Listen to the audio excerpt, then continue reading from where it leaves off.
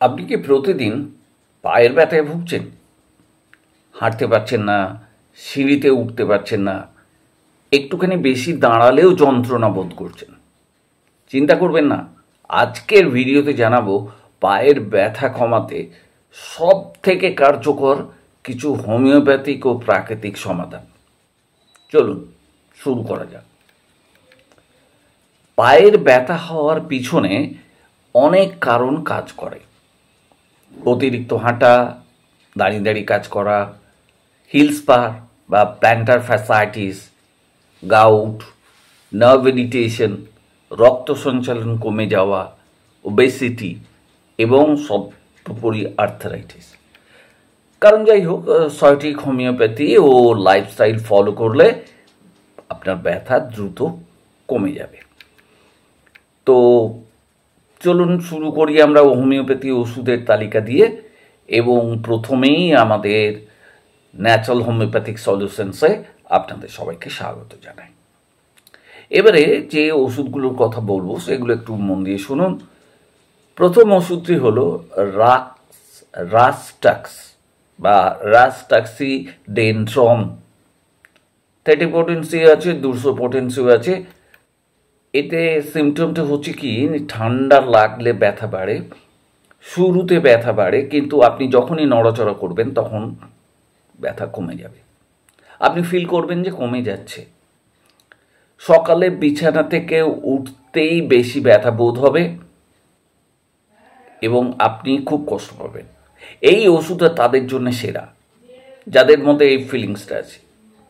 কীরকমভাবে খাবেন? 30 পোটেন্সি হলে দিনে 2 বার খাবেন, বা 200 পোটেন্সিও খেতে পারেন 2 বার। সেটা আপনার ওপর নির্ভর করছে, ব্যথার ওপর নির্ভর করছে। এরপরে যে ওষুধের কথা বলবো সেটা হলো ক্যালকেরিয়া ফ্লোরিকা 6X। হিলস বা ক্যালসিয়াম যদি জমাট বেঁধে যায়, দীর্ঘদিন যদি ব্যথা হয়ে থাকে কোনো জায়গায়, আর দাঁড়ালেই আপনার গোড়ালিতে ব্যথা অত্যন্ত তীব্রভাবে আপনাকে ভোগায়, তাহলে আপনি ক্যালকেরিয়া ফ্লোর খাবেন। 4টে ট্যাবলেট 3 বার খাবেন চুষে। এরপরে ওষুধটা হলো নিকামান্টানা 30। এটা অতিরিক্ত হাঁটা, পরিশ্রম, আঘাত, মাংসপেশির টান, এতে খুব কার্যকরী। পেশিতে ভার ব্যথা হলে দারুণ কাজ করে। মানে পেশি যদি আপনার টাইট হয়ে যায়, যদি খুব কষ্ট হয়, তাহলে 30 পোটেন্সি ইউজ করতে পারেন দিনে 2 বার। ব্রানুয়ালবা, এইটার ব্যাপার আবার একটু আলাদা রকম, ঠিক রাস্টাক্সের উল্টো। নড়াচড়া করলে ব্যথা বাড়ে, বিশ্রামে আরাম বোধ হয়। আর যখনই একটু শুষ্ক থাকে আর ইনফ্লামেশন থাকে, তখন এটা সেরা ওষুধ। এটাও আপনি 200 পোটেন্সিতে ইউজ করতে পারেন, 30 পোটেন্সিতে ইউজ করতে পারেন 2 বার। রুটা গ্রেভিওলেন্স 30 200তেও ইউজ করতে পারেন। যখন আপনার টেন্ডন, লিগামেন্ট, অ্যাঙ্কল স্প্রেন হয়, গোড়ালিতে ব্যথা, লিগামেন্টে ব্যথা, বা দীর্ঘদিনের ব্যথা, দুর্বলতা, হাঁটু মুড়তে পারছেন না, তখন এই রুটা ওষুধটি খুবই কার্যকর।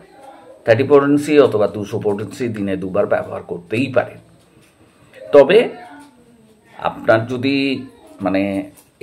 এই ওষুধগুলো আপনি খেয়ে দেখলেন যে আপনার যন্ত্রণা বোধ কমছে না, তখন কিন্তু আপনাকে একজন অভিজ্ঞ ডাক্তারবাবু শরণাপন্ন হতে হবে। তিনি হয়তো আপনাকে ফিজিওথেরাপিও করতে বলতে পারেন। এটা তার উপর নির্ভর করছে। তবে এই ওষুধগুলো যে কার্যকরী ওষুধ, এ সম্পর্কে কোনো সন্দেহ নেই। আর আপনি যদি কোনো অভিজ্ঞ চিকিৎসকের তত্ত্বাবধানে এই ওষুধগুলো খেতে পারেন, তাহলে সেটা আরও ভালো। তিনি আপনার সমস্ত কেস টেকিং করে আপনাকে সঠিক ওষুধটা দিতে পারবেন। এই ওষুধগুলো যেগুলো আমি বললাম, এগুলো হচ্ছে সাধারণ ওষুধ, সাধারণত ব্যথা কমানোর ওষুধ। এবারে হোমিওপ্যাথি তো আর এরকম ব্যাপার নয়, অ্যালোপ্যাথির মতো স্পেসিফিক ব্যাপার কিছু নেই, ম্যান টু ম্যান ভ্যারি করে। সেই জন্য এই ওষুধগুলো যেগুলোর কথা বললাম, সেগুলো যদি আপনার কোনোটা মিলে যায়, তাহলে আপনি সেই ওষুধটাই খাবেন। আর যদি ভাবেন যে না, আমি ডাক্তারবাবু তত্ত্বাবধানে থেকে ওষুধ খাবো, সেটাও খেতে পারেন, সেটাই সব থেকে ভালো। আর এর বাইরে কিছু ন্যাচারাল টিপস আপনার জন্য আমি বলছি, যেগুলো করা অত্যন্ত দরকার। সেগুলো হচ্ছে কি না, গরম জলে একটু নুন দেবেন, নুন দিয়ে পাটা ডুবিয়ে কিছুক্ষণ বসে থাকবেন যদি মানে অ্যাঙ্কেল ব্যথা হয়। প্রতিদিন অন্তত 10টা মিনিট ফুট স্ট্রেচিং করবেন, পাটাকে আপনি এগিয়ে দেবেন, মানে যতটা সাধ্য স্ট্রেচ করার চেষ্টা করবেন আর কি পাটা। স্ট্রেচিংয়ে অনেক ব্যায়াম আছে, ইউটিউবে দেখে নেবেন একটু।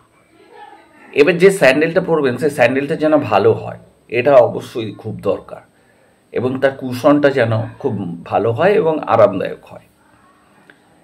এরপরে লক্ষ্য রাখতে হবে আপনার ওজনের দিকে, আপনার ওজন যেন বেশি না হয়। ওজন যদি বেশি হয় কমানোর চেষ্টা করুন, তা নাহলে পায়ের ব্যথা কোনো দিন যাবে না। এ ব্যাপারে আপনি নিশ্চিন্ত থাকতে পারেন। রাতে হালকা ম্যাসাজ করুন, ম্যাসাজ, কোনো কিছু দিয়ে না, জাস্ট হালকা পায়ে হাত বোলান একটু। আর হাই হিল পরা একদম এড়িয়ে চলুন, যত হাই হিল পরবেন তত ব্যথা বাড়বে, এটা কিন্তু নিশ্চিত জেনে রাখুন। তো ফ্ল্যাট জুতো পরাই আপনার পক্ষে ভালো।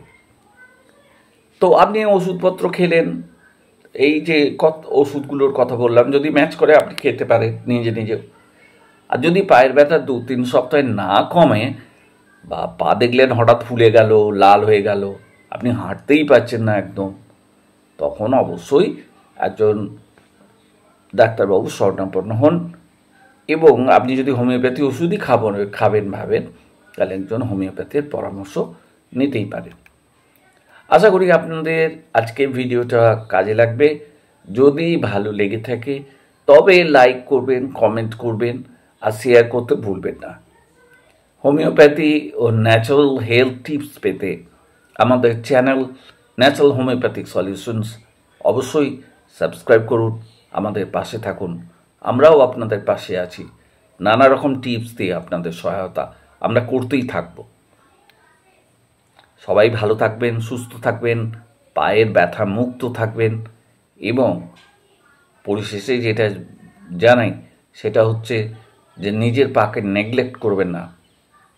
পায়ের তত্ত্বাবধান করুন, তার চিকিৎসা করুন, উপযুক্ত ওষুধ খান এবং চলাফেরা করুন সুস্থভাবে, স্বাভাবিকভাবে, যেমন আর 5টা মানুষ করছে। সবাই ভালো থাকবেন, সুস্থ থাকবেন, এই কামনা করে আজকের ভিডিও শেষ করলাম।